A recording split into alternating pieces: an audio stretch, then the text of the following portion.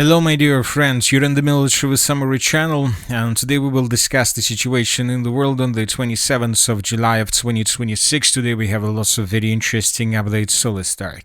The President of Ukraine Zelensky left Ukraine, and today he arrived in London, where he had a meeting with the Prime Minister of the United Kingdom, and where both Zelensky and the new Prime Minister of United Kingdom, Andrew Berham, were talking about a drone factory. Zelensky left Ukraine, and this means that this is the time for the Russians to increase the pressure on Ukraine along the line of combat contact and to increase the media pressure, because Zelensky first is going to have a meeting with the representatives and authorities of the United Kingdom, and the next day he's going to have a meeting with the President of the United States of America. So that is why the Russians will try to do everything they can with the purpose to show that the Russians have completed, the Russians control and holds initiative both along the line of combat contact and of course in the airspace of Ukraine, which means that in coming days the Russians most likely will carry out another massive attack or another mega attack. But the Russians have changed their tactics.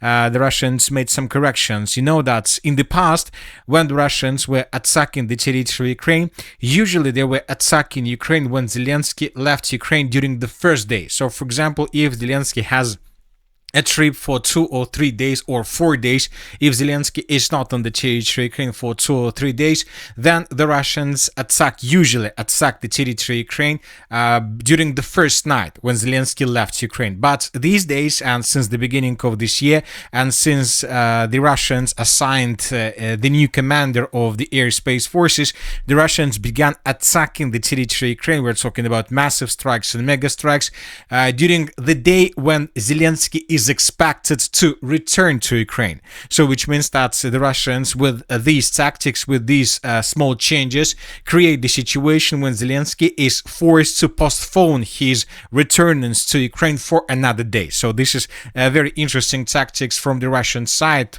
So let's wait and see how the things are going to develop, and if the Russians are going to use the same tactics during this period of time when Zelensky is not on the territory of Ukraine, then most likely the Russians would attack Ukraine between probably 28th and 29th, or 29th and the 30th of July of 2026. Anyway, let's wait and see. And the Russians are trying to increase media pressure in Ukraine as well by showing significant progress on the ground. And indeed, during the previous 24 hours, the Russians have improved their position significantly along the entire line of combat contact. So let's discuss, and first let's talk about the changes on the front line. And first, let's talk about the Zaporizhzhia direction. This morning, we already discussed the situation in the area of the village of Khrystoforivka, and these are the changes on the ground. The Russians, according to the group of forces East, managed to improve their position significantly, and as a result of clashes, the Russians captured the settlement of Khrystoforivka, and the Russians continue advancing. So the situation around the village is very interesting. Let's take a look at this video. This is the video that was published by the group of forces East, and in this video we can see the changes on the ground, and here we have the video of how the Russians and the Ukrainians were fighting for the settlement, or how the Russians were forcing the Ukrainians to fall back. And as usually during such a video, we have in the final part of the video at least 2 flags raised by Russians at 2 different positions. So no doubts that the Russians have strong control over the settlement, but the most important thing that there is a gap between the map published by the group of forces East and the map that you can see right now in front of your screens. The thing is that during February, March, April, and May, the Ukrainians carried out a counter-offensive operation through the northern and the eastern Zaporizhzhia directions, and as a result of those counter-attacks, the Ukrainians, according to different sources, managed to improve their position significantly. So if you take a look at this map, we see that both the settlements of Komunarovka or Khrystoforivka and the village of Bykovka were under complete Russian control, but during the Ukrainian counter-offensive operation, the village of Boykovo was recaptured by the Ukrainians, but probably the Russians let's recapture the settlement once again. So the thing is that we have a gap, and it is very important to understand how the things are developing right now, because according to this map, according to the group of forces east, the territory of Boykova is also under complete Russian control, and furthermore several villages to the east and northeast of Khrystoforivka, we're talking about these territories, are also under complete Russian control. Anyway, this gap probably is a very important one, but this gap doesn't change the most important update, and the most important update is that the contingent of the armed forces of Ukraine, who is currently located along the villages of Ostapovska, Pishana, Zarechna, Bratsk, Andreevka, were caught by the Russians in Cauldron, and currently the distance between the village of Khrystoforivka that was captured today and the settlement of Blagodatna that was captured several days ago is less than 5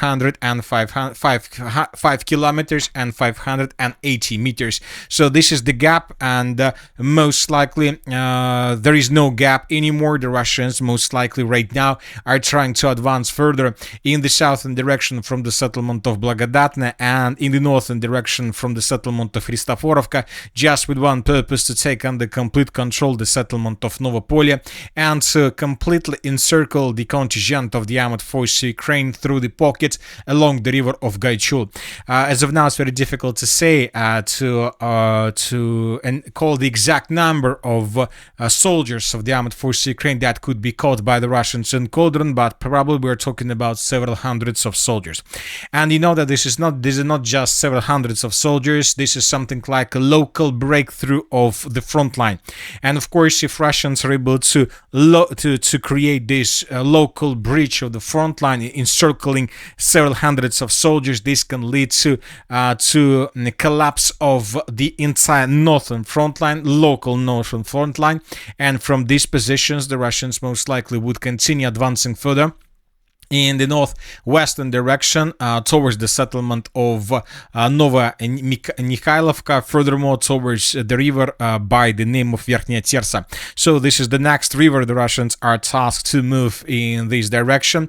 The Russians captured the river of Haichul, and now the Russians are going to move further in the direction of the river of Verkhnya Tersa between the settlements of Nova Nikolaevka and the city of Orekhov and the Orekhov agglomeration.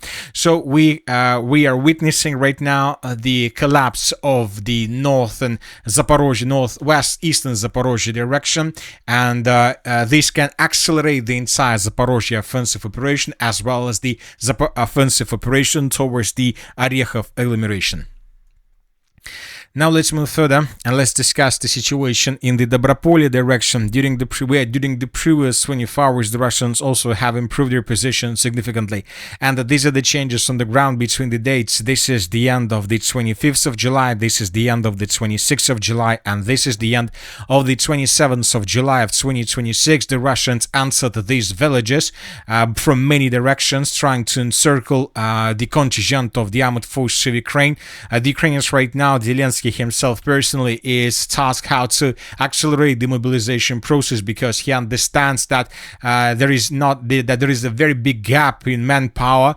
And at the same time, for example, today the Russians stated that while the Ukrainians have huge problems with mobilization and with personnel, the Russians stated that the Russians are going to increase the number of forces. The Russians, according to different sources, increased the number of units till the 1,525,000. So the Russians increased the number of soldiers, including soldiers who are currently located on the territory of Ukraine. This is a very important situation, which means that we see that the Russians either creating additional gap, or the Russians are cutting the gap between the number of soldiers between Ukraine and the Russian Federation. But from the other side, we see that Ukrainians are not able to fix this issue. They have replaced the commander-in-chief, who started the mandatory audit of the entire forces with the purpose to understand what is happening. So the situation is quite complicated for the armed forces of Ukraine, and we see that the Russians are moving further. So the Dobropillia direction during the previous 24 hours, the Russians continued bombing the city itself, trying to soften defense of the armed forces of Ukraine, and it seems that indeed before the end of August, the Russians would be able to establish complete control over the territory, and most likely the Ukrainians will not be able to stabilize the situation in this area. Furthermore, the Russians right now began advancing through the central part of the city of Dobropillia, and now we see that the Ukrainians are trying to improve their positions along the most important, the western citadel of the city of Dobropillia. If you take a look at the city of Dobropillia, you will see a very big industrial zone through the southern parts of the settlement. This is the first and one of the most important citadels of the city of Dobropillia.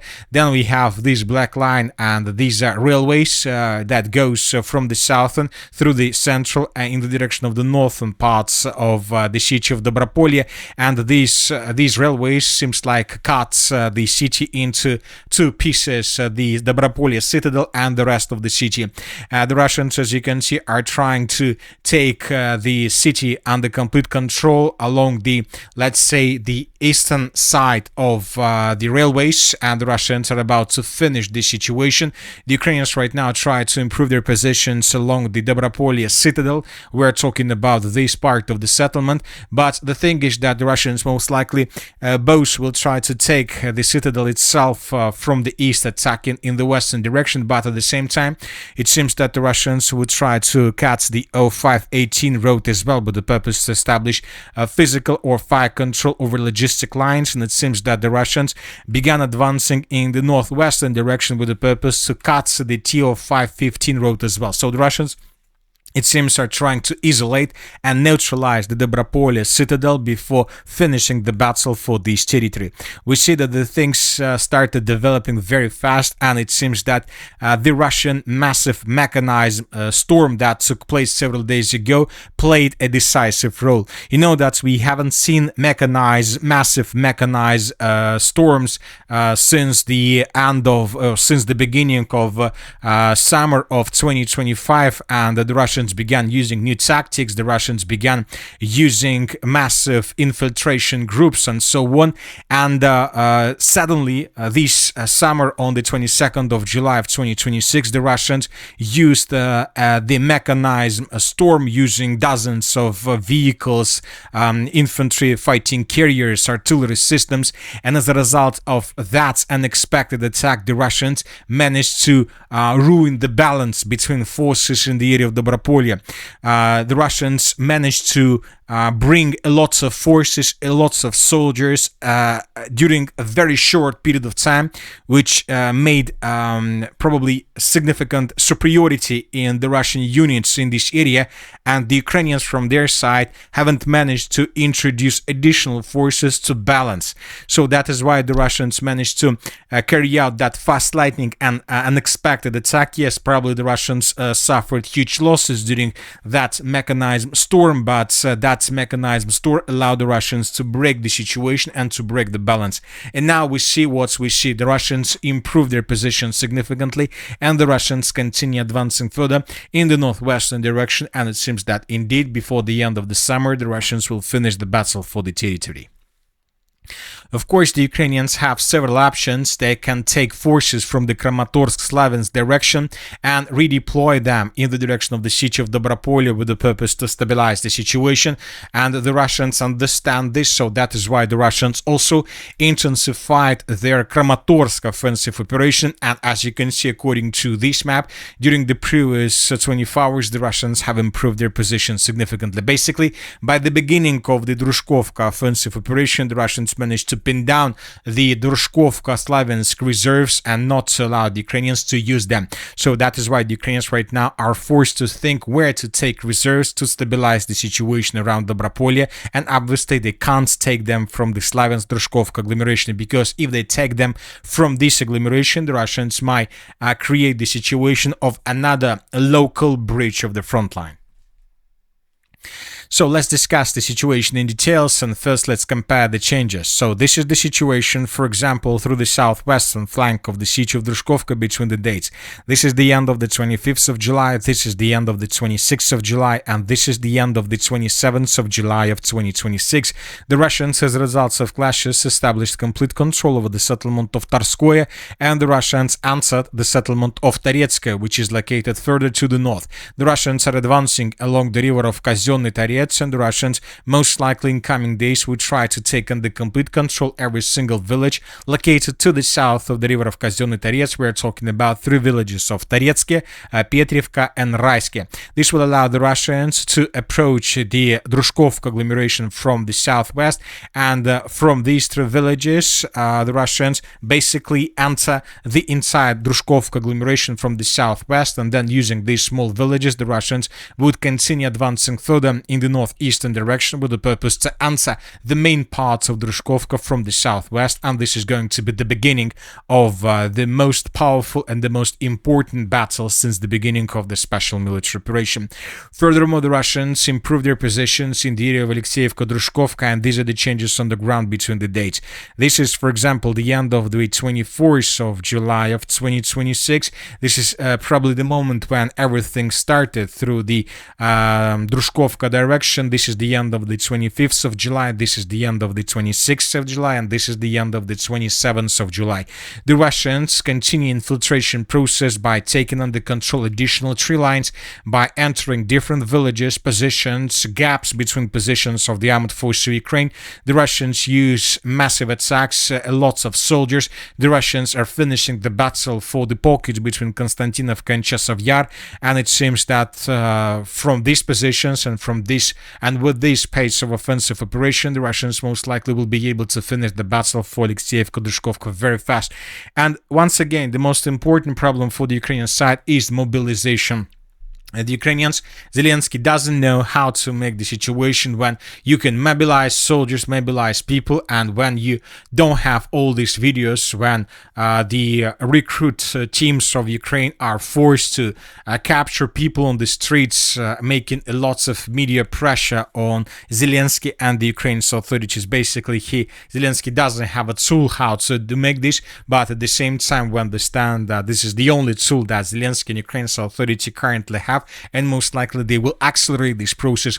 Furthermore, don't forget that according to Zelensky, the Russians are going to announce the total or partial mobilization during fall of 2026, right after the Russians finish the parliament elections that are going to take place very, very soon.